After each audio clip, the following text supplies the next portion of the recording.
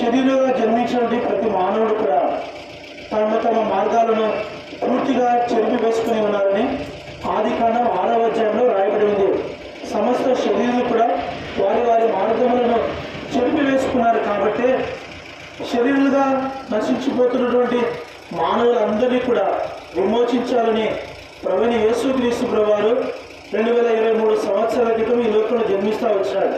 అందుకొరకే పరిశుద్ధమైనటువంటి బైబిల్ గ్రంథంలో రోమాపత్రిక 9వ అధ్యాయంలో ఈ విధంగా రాయబడి ఉంది.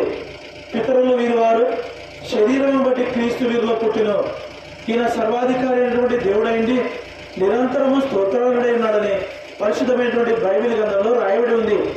యేసుక్రీస్తు ప్రభువారికి కూడా మన వలె శరీరాన్ని ధరించుకొని ఈ లోకంలోకి రావాల్సి వచ్చింది.